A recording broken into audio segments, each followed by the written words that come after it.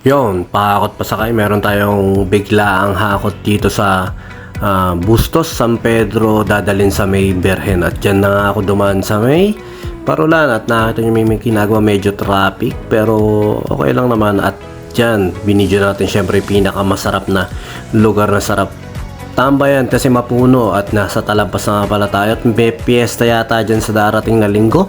At yung pinaka lugar natin yung sa San Pedro, malapit lang sa bahay ng tropa ko na pinaka best friend ko no high school, si Romel Cruz. Noon shoutout sa kumpare ko, napakayaman na ngayon. Dati kubo-kubo lang yung bahay niya, tapos ngayon makikita niyo yung napakalaki ng bahay nila dyan. At saka yung client natin malapit lang din doon sa bahay naman ng tropa natin, si Bena.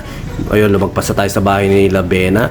At si Bena nga pala, pa sa mga tropa natin mahilig magpatato dyan, kontakin nyo lang po sila sa kanilang page, Bena Aldana. At saka syempre yung Artcore Tattoo. Yan. At saka nandiyan na nga tayo sa client natin. Medyo ang napag-usapan namin konti lang, sinabi niya isang rep lang tapos may ilang mga gamit, pero nung nandiyan na kami napakadami, inabot kami ng 3 balik. Pero yun naman, wala namang problema sa naging usapan namin sa bayaran kasi alam naman nila ma'am yung talagang naging effort din natin. At medyo makipot yung daan papunta sa kanila, makipot din yung daan papunta dun sa lugar natin. At saka syempre shoutout kay paring, nakakalimutan ko palang pangalan mo, Naknantokwa, pero yung shoutout kay pare Naknantokwa. Pero yun na, so, sa mga tropa namin ni paring Dudut yan. Dyan na tayo sa Baliwag. Yun, kay Boss Kaloy, shoutout kay Boss Kaloy. Diyan na tayo sa Baliwag, nagkakita kami dyan.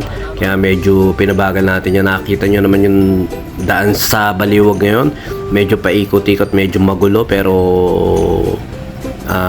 okay lang yan, talagang ganyan. Siguro kasama sa progreso ng bayan yan. At papunta na tayo doon sa pagdadalhan natin dito sa may Aldama. At ayan, nasa Aldama na kami. At pinakamaganda pa nito, second floor yung bahay. Pero buti na lang marami tayong kasama. Ang nirent lang nila sa atin yung sasakyan. Tinulungan na rin natin syempre sa pagkakamada at saka sa pagbababa. Pero yun nga, syempre hindi nila kayang ikamada kasi hindi nila kabisado. Ako kabisado ko na yung pagkakamada sa mga ganyan. Dahil syempre sa dami na rin natin nahakutan, natutunan na natin kung ano yung mga dapat unahin at ano yung mga dapat natin pagsama-samahin.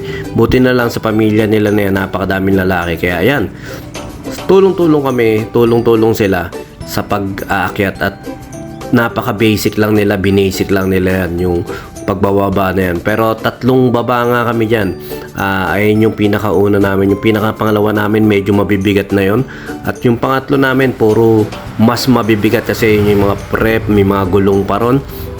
At makikita nyo mamaya kung saan lugar namin dinala yung ikatlong hakot. At saka yun din sa mga tropa natin, maraming salamat sa mga nagtatag sa atin na naghahanap, nakikita na naghahanap ng mga apartment na nagpapahakot. Maraming salamat. At tinatag nyo, sinashare nyo yung ating pahakot pasakay. Meron sa isang video natin, meron na tayong 14,000 viewers. Naknanto ko, maraming salamat doon dahil sa pag-share nyo at saka syempre sa pagla-like nyo at saka sa sa pagkukwentuhan natin nito sa kung paano tayo naghahakot. At ito yung pinakamasikip na daan na na-experience natin sa pahakot natin.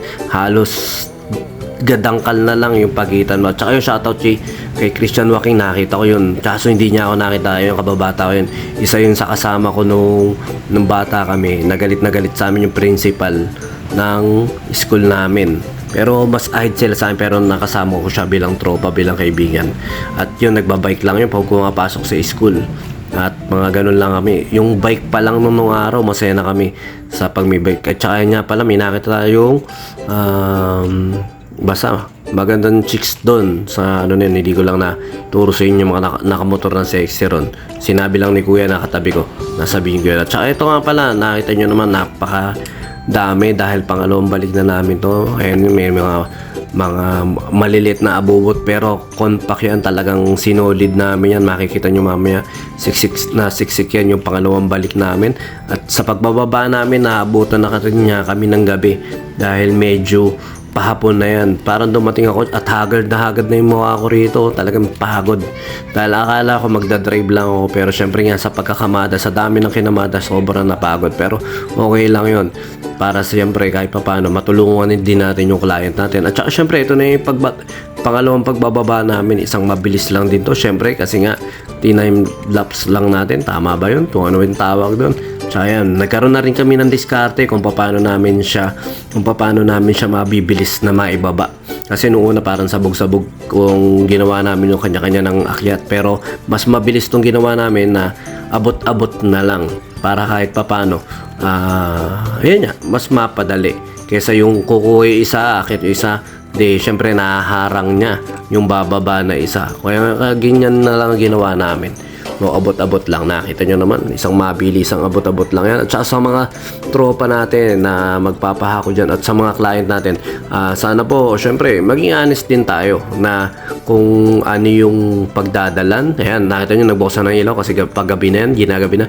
Kung ano yung pagdadalan, kung makipot ba yung daan, kung second floor ba yung pagdadalhan, kung gaano kadami yung gamit. Pero yun, error ko rin yung kanina kasi nga biglang tawag lang, hindi ko na nahingi yung phone number kasi nga sabi lang konti lang naman. Pero yun lang, okay naman na survive natin, pero medyo nga nakakapagod. At pero kahit papaano naman nagdagdag sila ma'am ng fee syempre sa atin dyan. At ito na yung pangatlong hakot namin.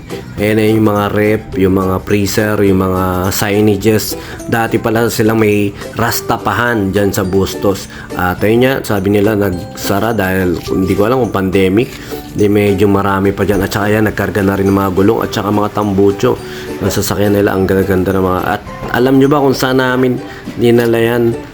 Parang pamangkin yata o apo ng Mariano Ponce yan. Kasi yan yung M. Ponce, yung street nila, pero yan mismo yung parang may tawag sila, napakalalim na Tagalog doon sa salitang bodega, kawahig, parang ganun. Basta may tawag sila ron sa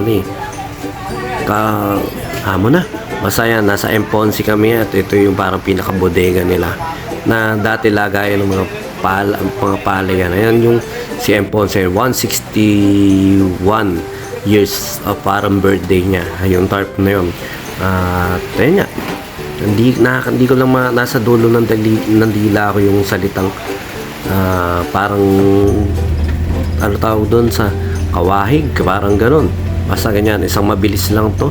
At yan nga, napunta na ako rito sa pauwi. May kinuha akong speaker. At maraming salamat sila kila ma'am, syempre, sa pag-avail sa atin. At nakakatakot sa lugar na yan, sa nadaanan natin na yan. Pero okay lang yon, talaga ang experience. Dahil may kailangan niya tayong kuhanin sa lugar na yan. At saka yun, sa mga tropa natin na magpapahakot at nakakita ng naghanap ng pahakot, maraming salamat sa pagtatag sa amin, sa pag-share, at saka maraming salamat sa pag-like. Syempre, saludo kami sa inyo, sa mga may nag-a-apartment dyan. Talagang pag kailangan nyo, contact lang po kayo sa amin dahil kami na bahalang maghakot at magsakay ng mga gamit nyo. Ayun lang, maraming salamat po.